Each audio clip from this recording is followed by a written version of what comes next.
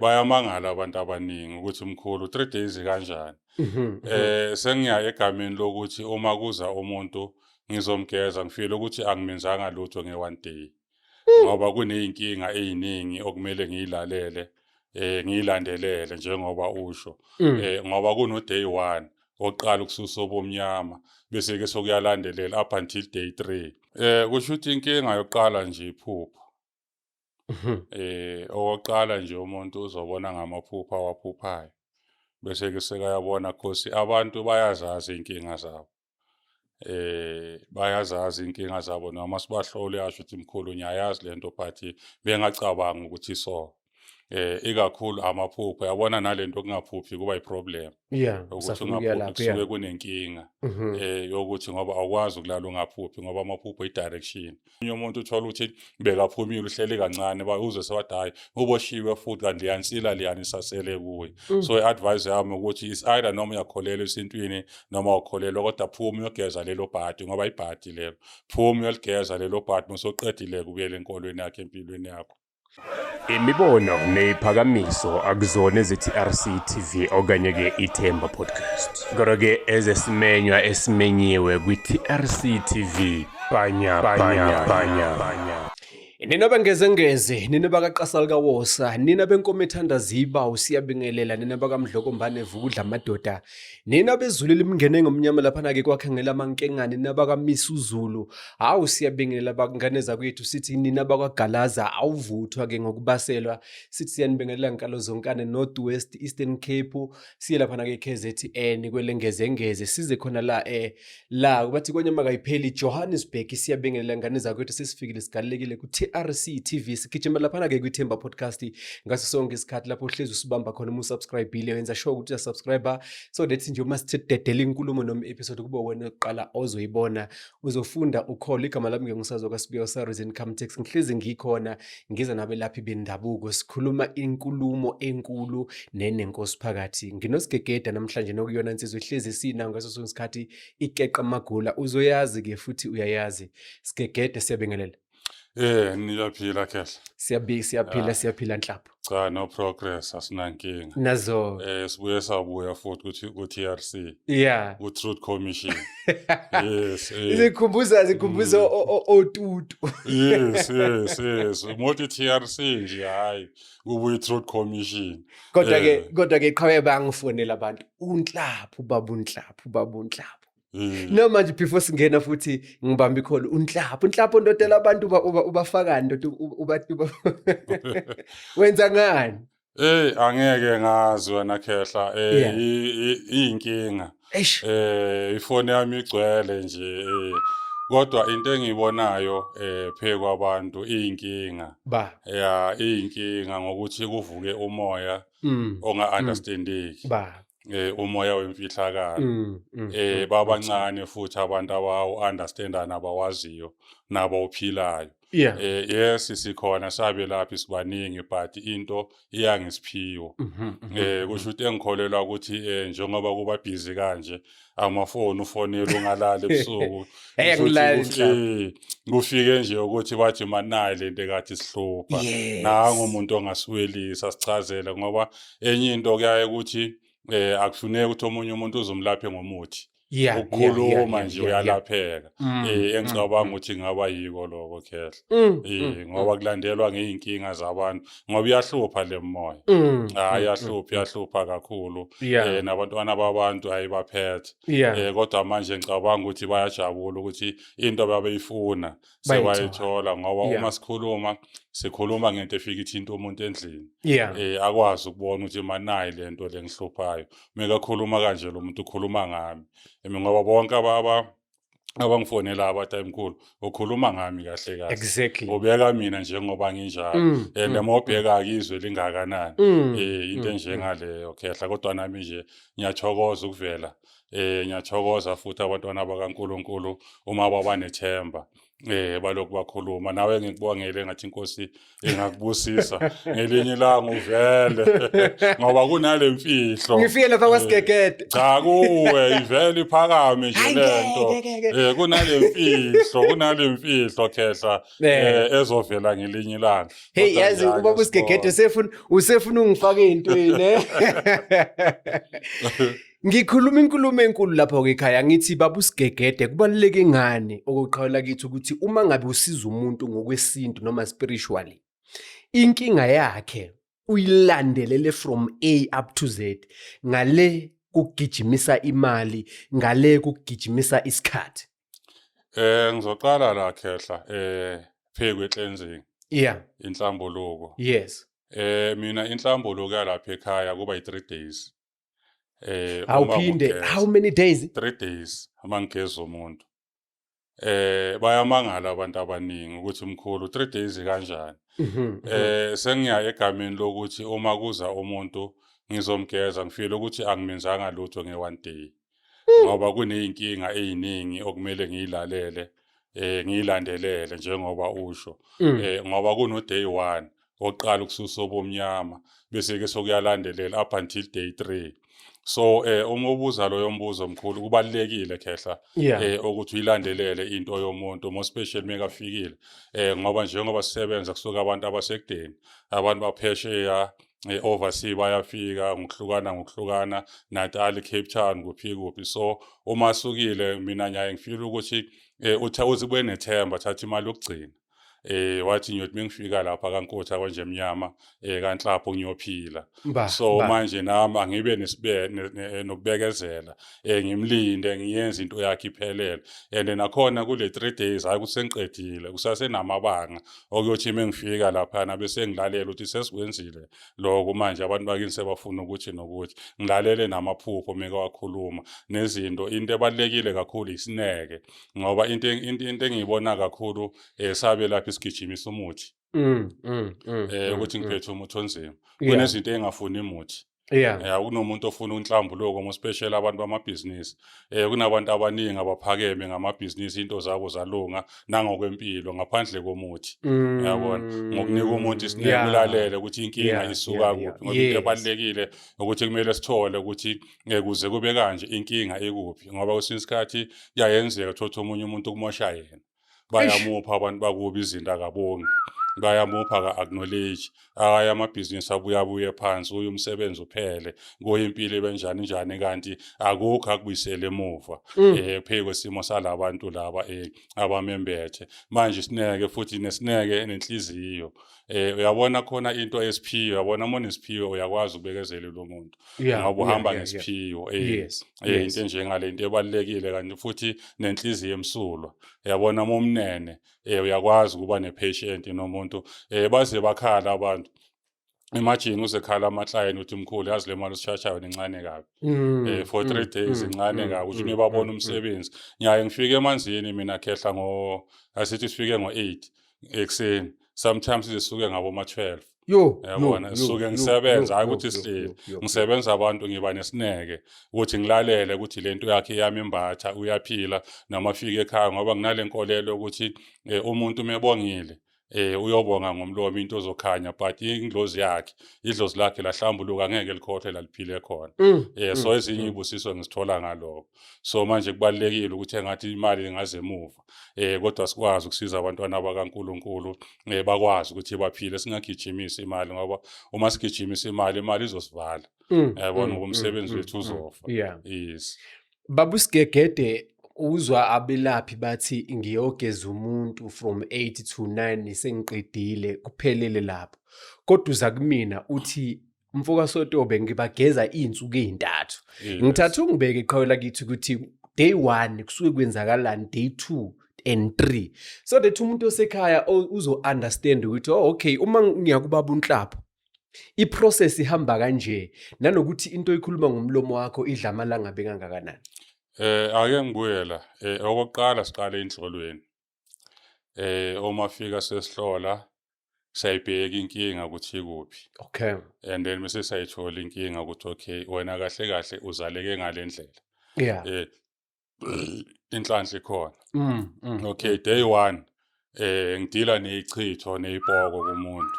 Kunabantu abathakathiwe, kunabantu abathwesa iy'poko, kunabantu abalala ney'lwane. Yeah. Kunabantu abanobumnyama. Kunabantu kumele baqale bacelele intethelelo ebantwini bakubo. Ngidila nalezo zinto kuqala.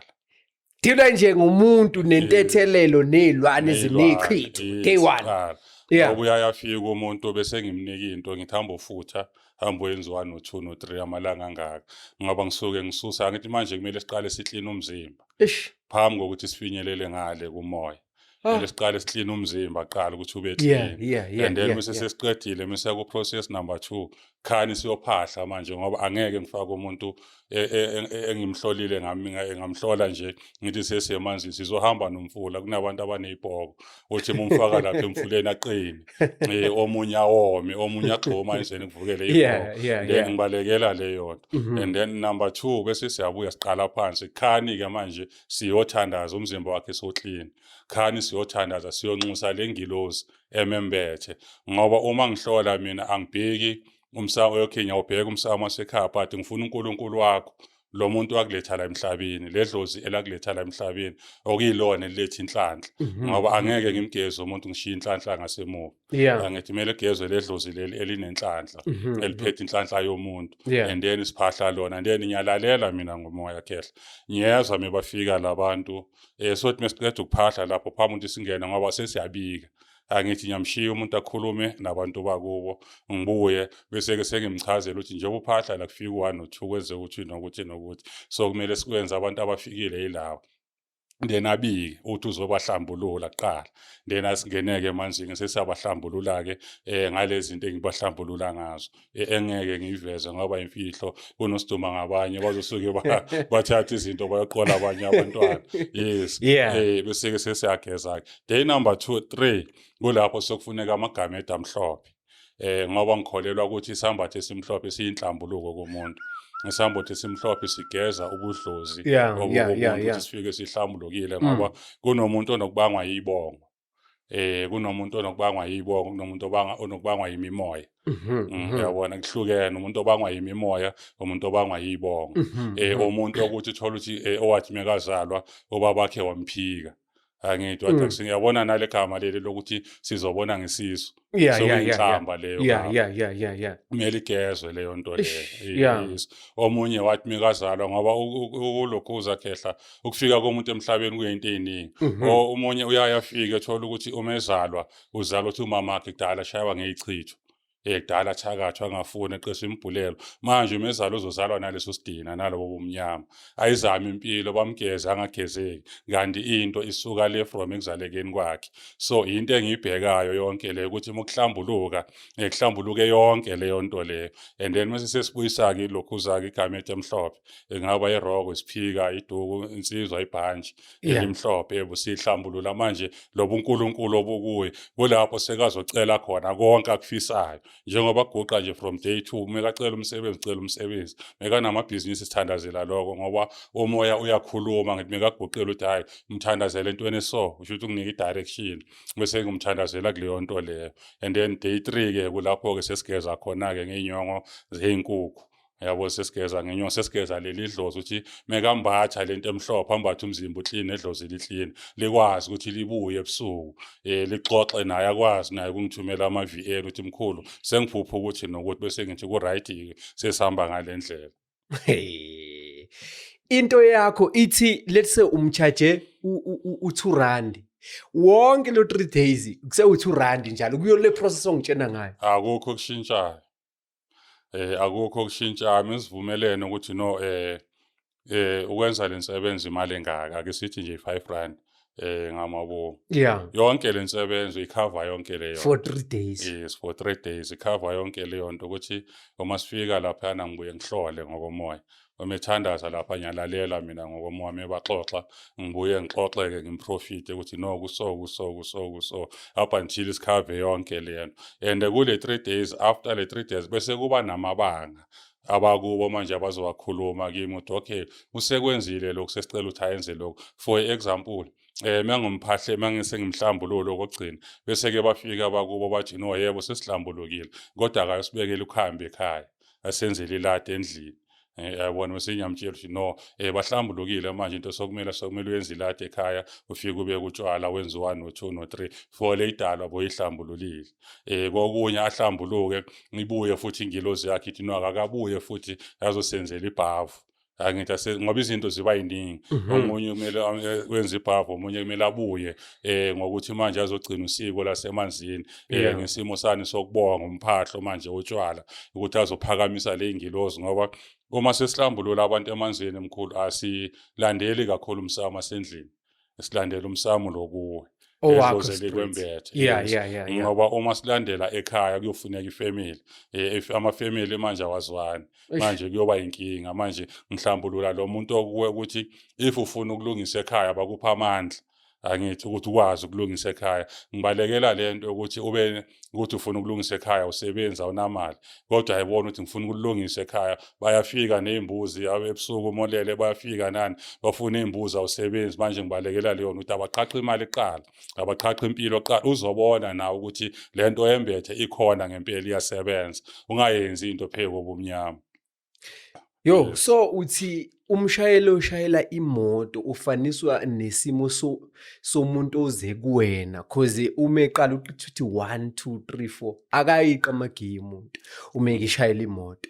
So nawe uthi awumuntu akungenzeki ukuthi umgezile kodwa awukamhlambululilwa nakahamba nazo ichitha akahamba nazo usho njalo baba uSigegede. Yes uyabona kunento enje wena Khehla abantu abafika kimi ukuthi angiyena lo muntu othanda ukukhuluma angiyena lo muntu othanda ukuphakama abantu abafika kimi babuya kuzo zonke lenyanga egcwele ku social media most bayayibala omunye athi ngihambe wonke ababala ngize ngithi awu nalo ebengimthemba so manje inkinga angithi ile yokuthi ungalaleli into yomuntu ngoba ingane nginazo baningi engisebenza nabo esebaqhaqhekile but ngiyangithanda ukuthi mengisebenza umuntu ngiyibambele mina ngisama ngithumile okokuqala ukuthi thatha ukuthi yenza ukuthi cha ngisuke ngikhona ngoba ngisuke ukuthi ngilalele ukuthi lempilo yalo muntu ngoba uze kimi ngoba into engishayayo ukuthi ubhadalile lo muntu mina ngithanda ukulala ngikhiya umnyango yabona ukuthi ngiloko ngiqalaza cha ngifuna ukukhululeka so angimsizi umuntu ngendlela okuyiyo ngendlela okuyiqiniso futhi into mangabe yangihlola ngimtshela ukuthi yabona le angeke ilunge angifuni nokuyi-attempt yabona ngamwesteli isikhathi nokuthi ngithathe imali yomuntu ngazi ukuthi angeke ngimsize but nje amalanga yiwo nje lawa yi-3 and ngathi ngisazowa-eda futhi yabona ngathi ngisazowa-eda ngoba iy'nkinga zabantu ziyanda Khehla abantu baney'nkinga ey'ningi yes profit abantu but i-problem ukuthi i-solution kufuneka ikhambi ngoba akusizi ukuthi ungaprofit umuntu umbize ngegama ngomtshela ukuthi thakathwa libani ubize ngegama bekadlani bekayenzani but ungakwazi ukumsiza yabona into ebalekile nje i-solution ukuphila umuntu manje ngiphila leyo mpilo ikakhulu futhi nabantu abangifonelayo sometimes bayakhala ukuthi ifona ngibambi ngisuke ngibhizi ngisuke ngibhizi sisikhathi ukuthi ngikhathele ngaba abantu baba baningi kumele ngibanike isikhathi trainer yonke nje futhi idlozi melivuka emzimbeni lalimazi lalimazi ayinjalo Khehla.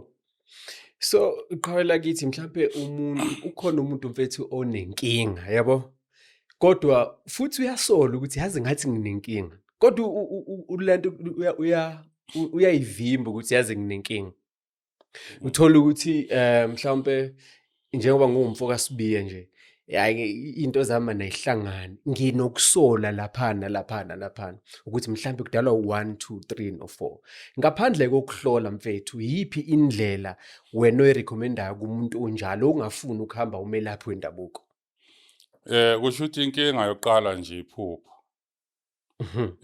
okokuqala nje umuntu uzobona ngamaphupho awaphuphayo bese ke sekayabona because abantu bayazazi inkinga zabo bayazazi inkinga zabo noma sibahlole yasho ukuthi mkhulu ngiyayazi lento but bengacabanga ukuthi so ikakhulu amaphupho yabona nalento kungaphuphi kuba iproblem ukuthi ungaphuphi kusuke kunenkinga yokuthi ngoba awukwazi ukulala ungaphuphi ngoba amaphupho i-direction yithi abantu abamnyama ukuthi usaxhumana nabo abantu abadala thola ukuthi omunye uphupha kabi uphupho ulahlekelwa imali uphupho ulahlekelwa imoto uphupho ugqoka ingubo edabukile uphupha izinto enjengalezo. So Phuphu leyo nto phuphu dutshulwa. Iphupha udutshulwa into Mm. enjengalezo Mm. uphupha izinto enjengalezo omunye aphuphahla kakhulu nokuthi ulala nomuntu. So yizinkinga lezo umuntu amasayini awabonayo ukuthi no ngathi kuyabheda. And musobheka nasempilweni yakhe akayi phambili. Into mekayibambi yaphunyuka. Abe nethemba ukuthi into zami zalunga zingalungi. Thothi omunye umuntu ufuna umsebenzi azayeke. Ukuthi ufuna umsebenzi empilweni kumnyama. Ilapho-ke ezinye izinto abantu ababona ngazo ukuthi no man kunenkinga okumele ngiyilungise. Bese-ke sengibuya lapha isimo sabantwana bethunya. Ukhona omunye thothi azokutshela ukuthi uphupha ndiza. Mekezwa kukhulunywa abone ukuthi hayi man nayi lisana ngihlale ngiphupha ngidiza. Kusho ukuthi nginesiphiwo but angikho sure. Uyabona omunye athi ngiphupha amanzi. Ngiphupha ukuthi into eyelanga sesiphiweni omunye athi ngiphupha isikolo. And then leyo nto izohlala ekhanda ukuthi manje uzofuna ukwenza i-research ukuthi manje kunamaphupho so ngoba amaphupho kakhulu akuhluphayo ayabuya kaningi. Ayabuya kaningi up until umuntu azasukume. Uthini baba uSigegeda ngomuntu othi iphupho lihambisana nokuthi icabangani kulezo nsuku? Ukuthi ucabanga Yes, like let's say mhlambe nginenkinga mhlambe ikhona mhlambe inkinga engibhekene nayo. Ngifuna intombi thizeni. Ngize ngiyiphuphe phela ngempela. uyabona lapho Khehla ake sihlukanise. Yeah, ngifuna ukuhlukanise lapho. Izinto zikabili. Yeah. Kukhona into ozolala uyicabanga. Ake Yes. sithi iviki lonke. Iphile ekhanda uzoyiphupha leyo nto. Yes. Uyabona? But ukuyiphupha kwakho angeke izifane nento ozoyiphupha ukuthi sophushiswa idlozi lakho. Yeah. Uzoyiphupha ngoba uyicabanga angithi. Ake sithi ngamanye amagama ngicabangela wena ukuthi angiloya ngikhuluma ngamabomu ukuthi hayi man usibiya ngathi ungikudla kabi isekhanda leyo ngizoyiphupha lento bese ngithi hayi Yes. sure Yeah. yabona ngiyiphuphile vele lento injalo kanti ayikho njalo. That is why umuntu kumele afune umuntu okwazi ukuhlaziya amaphupho. Akwazi ukumhlaziyela iphupho ngoba iphupho ngingaphupha mina ugogo wami noma umkhulu wami ngithi umkhulu wami kodwa vele ngawe ngibone wena ufaka mhlawumbe ijazi elibovu ngithi awu usibiya ngaphupha usibiya afaka ijazi elibovu kanti akusuwe. Kusho ukuthi ngoba nabo abantu abadala baza nge-image yomuntu omjwayele ngoba labantu abangalo ongababoni. So kubalekile ukuthi uthole umuntu okwazi ukuhlaziya amaphupho azokwazi ukuhlahlela kahle iphupho kahle. Omunye umuntu uthola ukuthi uzophupha ukuthi uhamba ebusuku angithi uthi emsebenzini namhlanje uphuma kumnyama emsebenzini ebusuku. So lokho kuyachaza ukuthi into zakhe zimnyama. Uyabona? So ifuna umuntu ozokwazi ukumchaza ukuthi no la kukhulunywa so la kukhulunywa so la kukhulunywa so. Ngoba iphupho lakwazi ukuhlaziyeka into ngasiphupho umuntu okwazi ukuhlaziya amaphupho uzokutshela ukuthi hayi man wena kahle kahle lo muntu lokumphupha yena usamthanda noma usamcabanga. Yekela ucabanga kanje ngoba yiyo lento ibuye uzokwazi ukunika i-direction singa-assume ngoba abanye abantu baya-assume that is why namhlanje uzothola amafamily alwa bayacabangelana nothi ukuthi kunjalo bathi mukufika iphupho lifike kabi thothi umuntu uyamcabangela ukuthi lo muntu wenza so kanti akukho kanjalo. Ngiyakuzwa qhawela kithi. Mhlawumbe ikhona yini into ethi phela bakhona abantu abangasaphuphi isidalo. Thola ukuthi umbuza lithi wagcina ningiphupha ethi maybe 3 months back noma ethi nje mina ngiphupha isidalo. Ikhona into ethi ayavulwa amaphupho. Ake ngihlahle kanje lento ngichaze nje mhlambe ngeAfrikaans. Okay, hayi. Noma ngesiLungu. Yeah. Lento inje mkhulu phe kwamaphupho ngizoyihlukanisa. Yabona khona umuntu ongaphuphi isidalo. Yeah. Ne? Kufana nami mina ngiphuphi. Okay. Angiphuphi but ukuthi inkinga i-advantage ukuthi ngibakhuluma straight. Yeah. Angithi but angiphuphi. Then ukhona umuntu ongaphuphi straight ne. Uthola ukuthi lo muntu akaphuphi but akanaso inkinga. Yabona thothi akaphuphi but uyasebenza imali yahlala yonke into ayifunayo ayithola loyo muntu akana problem. Yabona akana inkinga just abantu bakuba bangakhulumi naye. And then ukhona omunye umuntu uthola ukuthi akaphuphi. Impilo yakhe iphakathi kwezitha nabathakathi. Ngoba abathakathi bayakwazi ukuthwebula idlozi meliza kuwe ebusuku. Thola ukuthi loyo muntu akaphuphi ulele umelele angaphuphi but useyinkingeni. So idlozi lakhe alikwazi ukukhuluma naye direct because uyathakathwa uyathwetshulwa wenziwe izinto into eliyenzayo likhuluma opposite komunye umuntu amjwayela mhlambe mangabe une partner kuzoba ipartner yakhe emphuphelayo.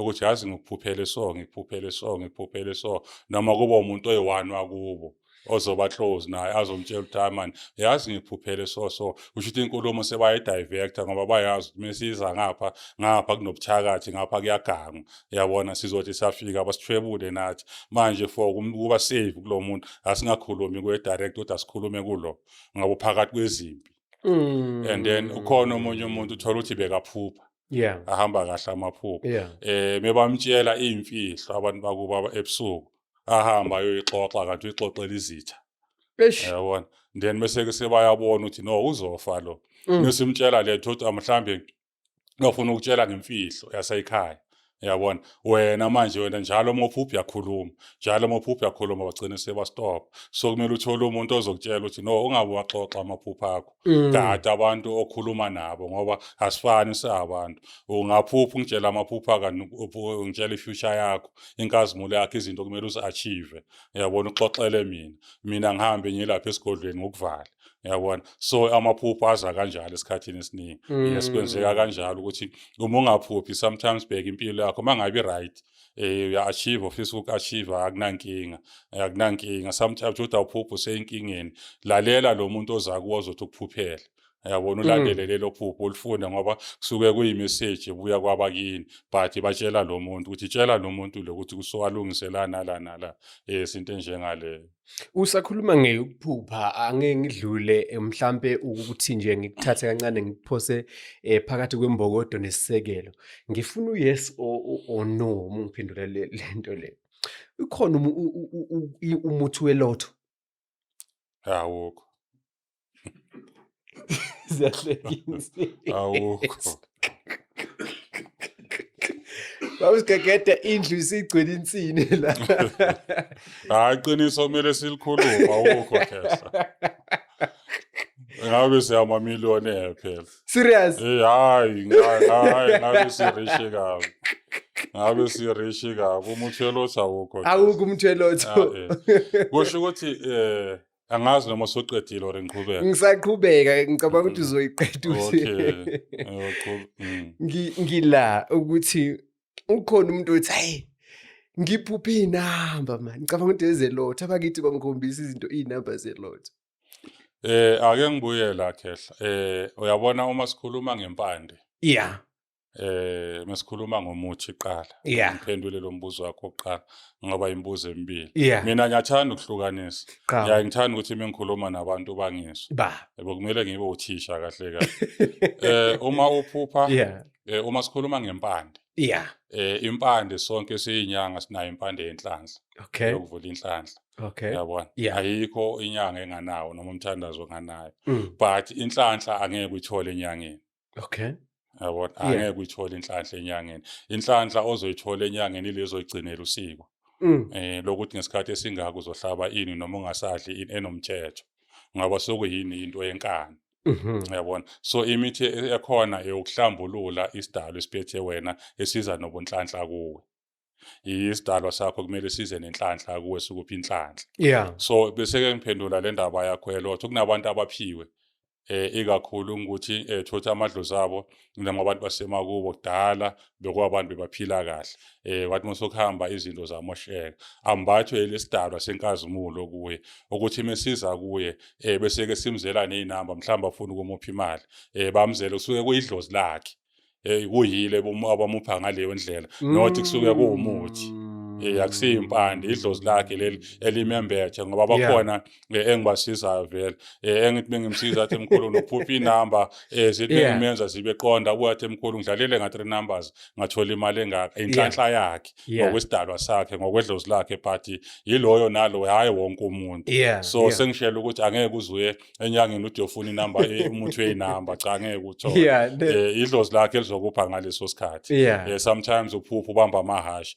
isikhathi uphupha kuyangenhlanhla yomuntu but ngokwesidalwa sakho mesihlambulukile. So manje laba bakusherela ukuncane umuntu umebambe lezo namba phela usumcaciselile. Yazi mina ngilo muntu khehla ukuthi umuntu uma ngitshela ukuthi mkhulu ngibamba ukuthi Yeah. ngiyambongela Yeah. ngenhliziyo elikhuni uyodecidayo. Yeah. Uyodecidayo ukuthi hayi mkhulu njengamanje khona enye insizwa ebeyisukile isuke KZN akangazi sihlangane la ku-social media. Kodwa umama wakhe wamhlanganisela imali yokuthi eze. Ngingazange ngikhulume nabazali. Ukuthi impilo kudala zama njengoba ngisho ukuthi kunabantu naye uhambe zonke lenyanga wahluleka useza sekalahla ithemba and then ngitheme ngimenza ngimhlambulula hayi ngamtshela futhi mekasuka sekagibela ahamba aya kuba ngathi hayi kunomsebenzi ozozazi umuntu mhlambe unabo ma 35 30 something uyaku40 athi angaze ngasebenza empilweni yami ekhaya kunzima yabona amtshela hayi uma ufika ekhaya uzothola umsebenzi bengiphahla la bathi umsebenzi uqhaqhekile ngendo wafika lapho ahlala mhlambe inyanga wathola ipromise wangifonela mkhulu manje ngiya ku-interview ngathi lento engithe uyenza ungayiyeki waqhubeka wabuya futhi wathi hayi mkhulu ngiyasebenza yabona wafona nomama wakhe into engizwisa ubuhloko wathi ngakuthemba ngumntanami ngingakwazi ngamdedela umntanami wazakuwe kodwa siyabonga ngithe ngisahleli kwangena i-4,000 la emnini la last week yabona ngithi indoda eyani uzabuya futhi uthi hayi ngiyabonga nje mkhulu izinto sizingahamba zi-right so abantu babonga ngendlela eziningi abanye bayafona babonge mkhulu kunje yazi ngisahlanganisa but maku-right ngizoza because bona bayabonga ngifuna ukukhuluma mama so angisingilo muntu ukuthi mengithi hayi sokuhambe kahle ithi hayi ndoda ake faka-ke phela ukuthi cha ngifundiswanga kanjalo kuya ngomuntu kodwa nje into engiyenza nje ukuthi ngenza sure ukuthi umuntu uyaphila ophuma right ajabulile futhi mangabe kumisile ngithi buya siqale phansi siqale phansi ngoba khona okunye uthola ukuthi umuntu ngimhlambulule ngimbona uhamba nenhlanhla ngimekafika futhi abuya athi emkhulu imoto yaphuka manje ngiyashayisa angase nyalalela ungasaphahle emsamo kimi ngoba emsamo ethi iyabheda abuya futhi ngizoqala phansi nothi ukuthi usazokhipha imali kuleya ukuthi abe right abantu bahamba mfethu bazulelwa amanqa abazi ukuthi bazokwenza njani ukhona umuntu ofike engene ejele mfethu iphume iphindele omunye umuntu uzothi hayi uyingoba usejwayele impilo yaphakathi useyenza nanoma ngabe yini inormal mfethu leyo nto nanokuthi umuntu ophuma ejele mfethu ngifuna ukuhlanganisa ukuthi iziphi imfanelo kumele ayilandele umesela emphakathini lapho ufuna ngijule Khehla ngizoqala ngibeke ngami mina ngibuye ejele okay ngiyayazi Sun City ngiyayazi Protea ama-single cell ngiyakwazi ukushawa amabhunu ngibuya lapho but khona into enje ukuthi kakhulu abantwana bethu yibo abagcwele ejele kakhulu abantu abaphiwe ngizobeka ukuthi uma ubheka umuntu uyaboshwa ayilento ayiyo athi bekafika phambili agoquke seka umfundisi agoquke sekayathandaza not ukuthi ugoqulwe ijele ufakwe isithunywa lapha ngoba angalandeli lezinto okumele azenze ngoba isithunywa siyakufaka ejele siyakufaka ejele the most abantu abaphiwe yabona ukuthi omunye mesekaphuma sekashintshile seka-advise abantu sekayenzani sokusebenza manje le ngilozi yakhe le yena bekengayilandeleli manje simfice kahle mekale ngoba most abantu not ukuthi bangene lapha ngoba bafuna baye bafakwe izimo zasemakhaya laphayana emajele and then okwesibili bese kuba ukuthi kuyayenzeka thothi la ekhaya ukhona umuntu wangena laphaya washonela ejele azange agezwe loyo muntu so uzonifuna nonke laphaya ngento encane nje ungayizanga lutho soboshiwe ngento encane uzothi hayi mana ngizanga next mina kanjani soboshiwe kanti kunale insila eyakini laphaya engazange yagezwa ngoba manje thina sesalahla amasiko angithi sisakhulu ukuthi umuntu uyiphilela nje noma kanjani uyabona ukuthi azange agezwa omunye utheme kaphuma azange ngoba ijele liyagezwa ladilizwa kuwo ngoba musasenalensila lapha ejele kancane vele uzobuyela kancane uzobuyela manje lathi izwathu ukuthi abanye abantu mebaphuma umuntu mekaphuma ejele vela enyangeni ayogezwa ayogezwa ayohlanjululwa ngoba uma ungagezwanga awuzoloku ubuyela, but akukho normal futhi akukho kuhle ukuthi uloku ungena ejele uphume ungene, kusho ukuthi kuloyo muzi kunenkinga, into engazange yavalwa.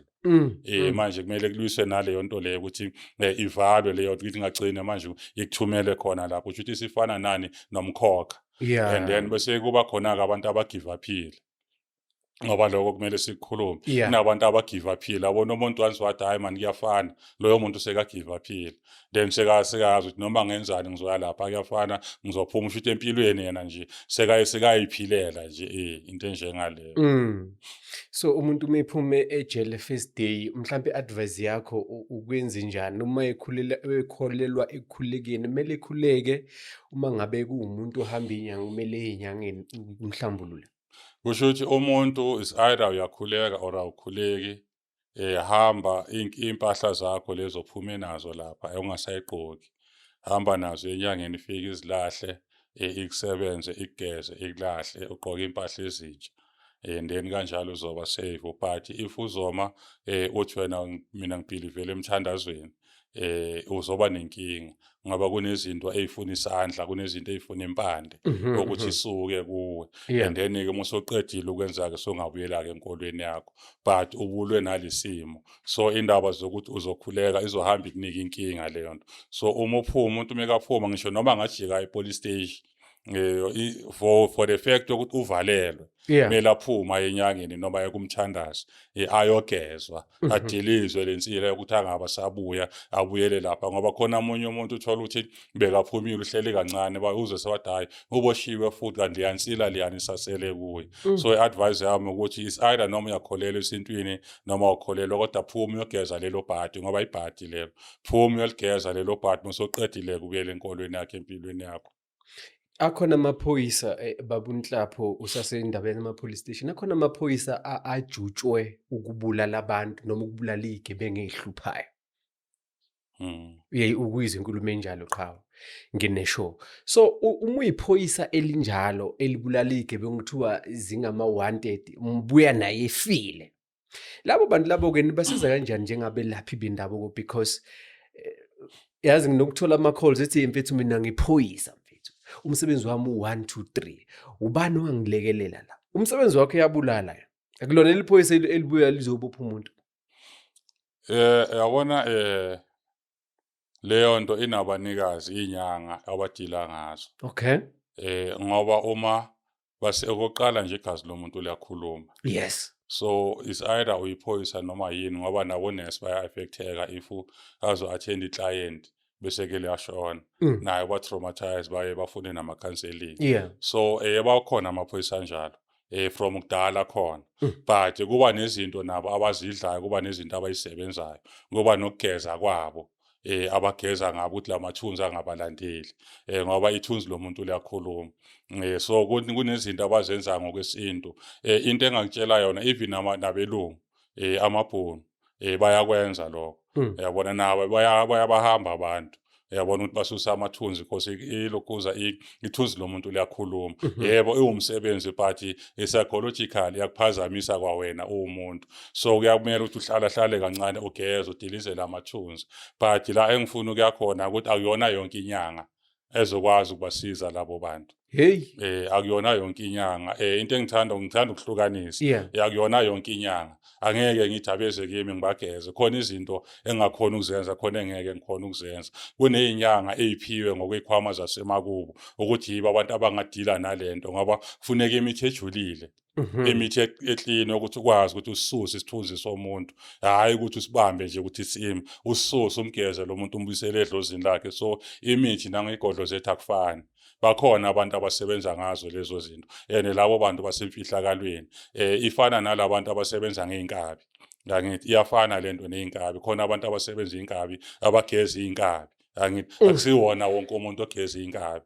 So nasiyazi ukuthi iy'nkabi vele uma babulele bayahamba, kuba nosiko abalenzayo ukuze labantu bangabalandeli amathunzi, noma abanye bagcina abalandela lawo mathunzi. So kuya ngani ngenyanga, ngokuba strong benyanga, ngoba kumele iqine leyo nyanga ibe strong, ngoba ukhumbula ukuthi lo muntu ofe ngesikhala abakubo bayomsebenza, yabona. abakubo bayomsebenza ukuthi lo mshayeli naye kamlandela. So manje kumele ivike leyo nto ibuye isuse lelo thunzi. So akusinoma ubani kodwa zikhona inyanga ezikwenzayo lezo ejulile, ngoba uma uzosebenza ngokwedlozi straight angeke ukwazi ukuyenza lento. Kunezinyanga ezisebenza ngempande nangezilwane kuphela, yibo abantu abakwazi ukuyikhipha yonke lento.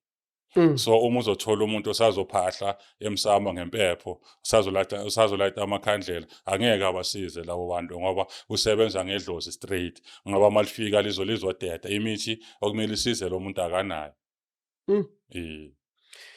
Ngibona ngathi i-challenge kakhulu because iphoyisa lelo phoyisa lizibulala nje iviki neviki.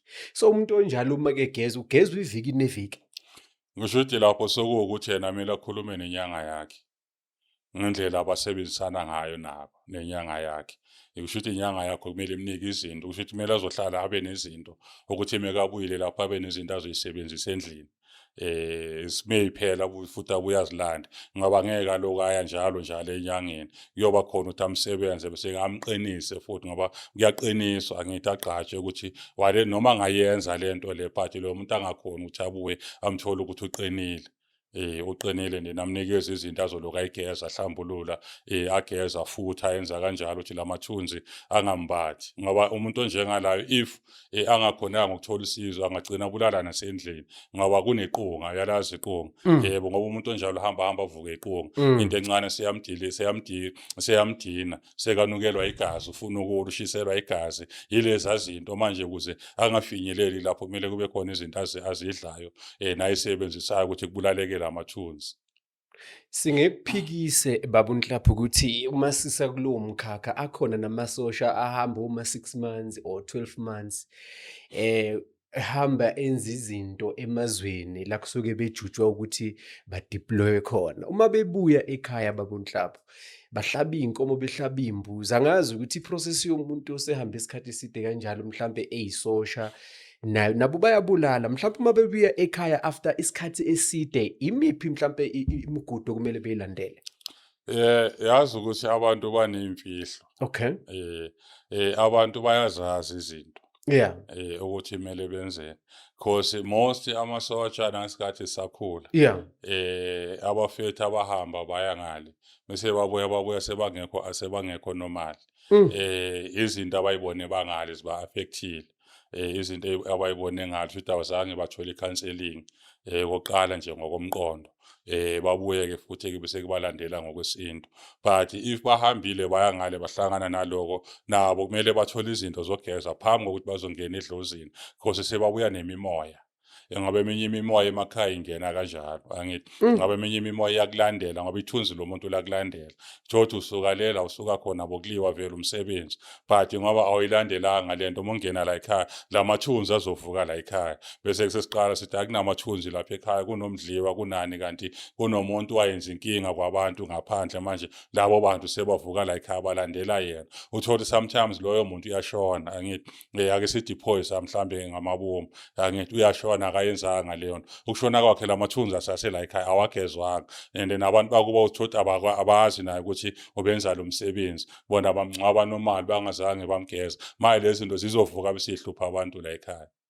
So kubalekile ukuthi umuntu kulo msebenzi wakhe awenzayo atlenze, ageze, ayihlambulule, abuyele esimini somuntu. Angayekeleli athi hayi mina kwiBhayibheli mina ngiyayiphilela ngoba izohamba ima-affect, ngoba isikhathi mesiloku sihamba izoloku ishaya umqondo. Izoloku ishaya umqondo kancane. That is why uzothola amanye amaphosi uze bathi nangu umdubula umfazi. Ngiyabona ngoba wena kuwe noma ungasiphathi isibhamu uma usendlini noma ngakudina iyoba nzima ukuthi uphule i-trigger, because usase-normal, usasenonembezo. So manje if wenza lo msebenzi unembezo iyaphela. Uyabona, unembezo yaphela, kuba lula nje ukuthi udonse i-trigger manje ukuthi kuliwe nalezo zinto lezo. Hayi no, siyabonga qhawela kithi, kodwa-ke mhlawumbe ukuvala kulelo point phela bakhona abantu abathi ngegama likaJesu uThixo ususa konke, uhlanza nezono zibe mhlophe qwa. So umuntu nje uthi hayi mina ngiyikholela le, ngiphoyisa noma ngisosha impela ngiyabulala impela, kodwa ngegama likaJesu. ndoda igama likaJesu. Hey. Ngegama lika Jesu kuguqa igama konke lika mfowethu. Kuthiwa unobungqongqoshe impela nje. Indaba ilapho mfowethu. yabona le ndaba yegama likaJesu khehla. Mina ngathandazelwa. Azange ngiphile kubiza uJesu, kubiza uJesus, kubiza konke azange kuphile ngene ey'nkonzweni kwafana. Ngagcina sengila. Yeah. Esengishela ukuthi kunezinto khehla sabantu abamnyama lokho singakubalekile. Yeah. Sinosiko sinesintu. Yeah. So kunento engeke izisifave ngokwempilo. Ukukhuluma ukuthi ngegama likaJesu uthatha iBhayibheli ukhuluma ukuyikhohlisa wena ngokomqondo wakho. But leyo nkinga iyohlala ikhona. Kunezinto okumele uzisebenze ngokwesintu. Isintu asitshintshi. Isintu asixabani futhi nesonto. Angazi mina why kuba nama-conflict phakathi kwesonto nesintu. Isintu asixabani nenkonzo. Inkonzo, isintu isintu. Mawugcina isintu usakini, ulandele isintu usakini, izinto zizohamba kahle. But mozobalekela isintu usakini, ulandele lenkolo ongayazi, then kulapho uzoba nenkinga khona. Yingakho namhlanje ubona abantu banenkinga igama likaJesu. And abantu abaningi baphumile, kunabantu abaningi abasindisiwe, engibathwasisile, kunabantu abaningi engibasindisile, engibanika izinto. Yabona asebaphumile bayilahla lento ukuthi emkhulu ekhaya sikhule kuso iBhayibheli ini but azange libasebenzele angisho ukuthi alisebenzi yabona but iqala ngokwakini ugcine ngako lokho and then kuzokusebenzela but imozoma othi ngegama likaJesu kwahluleka abaningi yabona angeke ikufave leyo nto at least yenza something ngoba khona abazangali ebomnyameni sibasize bese kusekaboyile eBhayibhelini impilo iba right. How kanti ukhuluma out of experience? Yes, mina yonke into engikhulumayo ngikhuluma from mina. Ngikhuluma from mina. Yes. Khona omunye umfundisi sangihlupha lento. Odumile. Ngale ngasekhaya wathi hayi mina ngizokuthandazela sikhiphe lo moya omubi ngoba ngangalifuni idlozi ngaleso sikhathi. Ngathi more than welcome waza wafika. Saguqa edining room, waguqa ngasemnyango. Uthe mekathandaza uAmen azange ngimuzwe. Ngimuzwe sekasemnyango sekabaleka. Ngithi awundoda manje athi hayi angeke kunogogozayo la kimi hayi angeke since from lapha zange akafuni nokungena ekhaya uyayibona lento azange athi uyangithandazela uyakhesa amadimoni obumnyama but uAmen azange amusho ngikhumbula kahle Amen azange amusho ngimbone sekamile sekaphethe icathulo ngesandla uthi yaphuma ngiyamlanda ngaphandle ngithi indoda manje athi hayi kunogogo uqhamuke ngapha hayi lo gogo ufaka impahla ezimhlophe hayi lapho ngagive up khona ukuthi hayi yabona yonke into ngikhuluma from mina ngoba ngaqala lapho ngifuna ukulungisa lesimo zange ngisebenzele and nabaningi ayibasebenzele but angigxeki umuntu mekafika ngiyamsiza umthetho hamba inkonzweni yakho but lokwakini ungakuyeki. Ngingakho ngisho ngithi nabo abafethu mebabuya abazame ukuthi bathathe izimpande basebenze akusobuthakathi into edalwa uNkulunkulu sophila ngempande nesihlahla ugeze ususa amathunzi ubuyele empilweni. Ngithinta kakhulu leyo mfethu because thina ezama-host sibhekana nayo lento ukuthi utextwa umfundisi okanye uyaku-DM laphana ku-TikTok noma ukufakela i-email uthi ngumfundisi so ngicela ukuthi mfethu ungihlanganise nomuntu. Ngicela mfethu ubatshene laba bantu mhlambe ukukhuluma emakhaya ukuthi thina ezama-host asazi nix. Mina ngizokufaka imibuzo mfethu. Ngizokufaka phakathi kwembokodo nesisekelo wena osala lapho. Akuyigcizelele bafo le baba ukuthi mhlambe sidlula kanjani kuleyo mhlambe ukutshena abantu ukuthi yazini umfowasi oToba akazi lutho. And umuntu uzovele ethi mfowasi oToba angihlanganise nomuntu omethembayo mina ekho umuntu engithi ngiyamethemba wena landelela izinkulumo ake qhawela kithi mhlambe ucacise lapho kwesesiphetha. Yabona leyo nkulumo nami yangifica. Umuntu angifonele mangithi no le angeke ngikwazi ukuyenza. Bese kathi ayikho inyanga ngiyithembayo bese yangishaya ke lento ukuthi ngizothini ngoba uzomrefera komuntu afika amgila abuye kuwe. Exactly. Yabona lo muntu ongithumele kuye ongilile sekayenza ukuthi nokusosecaleni. So into engayisho kubalandeli nabalaleli bethemba podcast TRC Truth Commission ukuthi umfoka sibiya usivunda emakhosombeni hayi sikhona ukuthi sizokwazi ukudlala indaba sifundise ngokomoya akukho akwaziyo esizocela ukuthi uma unenkinga ngamane ufuthi uthi akupho amanamba aloyo melaphi wena uma kukhulunywa angithi bayalandela abasubscribe benza into right and then into eyizwe ngaphakathi landela leyo nyanga ukhulume nayo okuzoyenzakala between wena naloyo melaphi okwakho naloyo melaphi hayi umfoka Sotobe wena ngoba usukuxhumane naloyo melaphi ngoba amanamba ngithi yawashiya Sotobe ukuthi ahlangane nawo so uma leyo melaphi ugilile noma wenzeni akekho olokhuza iThemba podcast uwe nje naleyo nyanga enokhulumisana yena nje ukuthatha inyanga ayibeke la manje kuba wise ukuthi uma sekhaya ulalele kahle ulalelisise wenza ama research uma uyitholile leyo nyanga wayithanda research ngayo uyilandelele okukhulume nayo kube nombuzo kuze uzobona ukuthi iyasebenza noma akusona iscam ngoba sekwagcwala iscam angisazi nescam nokuthi yini kodwa kuyakhulunywa kanjalo ukuthi namaqola angwazi amaqola kodwa nje into engishoyo ukuthi abanganixini nina njengoba nisibiza siza la abadile nenyanga ngokusuka adile nenyanga ngoba uma zokubuza ngento zobunyanga angeke ukwazi angazi akukho kwaziyo manje uyamethemba ngempela isigegede angizazi ngizethini qhawula kithi ngicela uphethe ngomsebenzi owenzayo wena njengobaba usigegede njengomuntu osebenza ngamanzi ezikhathini eziningi inje mnyama umsebenzi wasekhaya ngokwesiphiwo ngihlambulula imimoya ngidila nemimoya ngidila nemimoya embethe umuntu ngidila nemsamo ngidila nedlozi ngidila nabantwana bakaNkulunkulu abaphiwe engingakwenzi ngoba kunabantu abanokungifuna ama-boys nabantu abanokungifuna igubhu angizenzi lezo zinto ngihleze ngikhuluma angithinti lezo zinto nezibhoko mina ngisebenza ngedlozi nje elihlambulukile mina ngikwazi ukuthatha umuntu onesiphiwo from point A angazi lutho ngiyagcine naye seyifika lento kuwe so into ngisebenza ngemimoya ngayinhlambuluko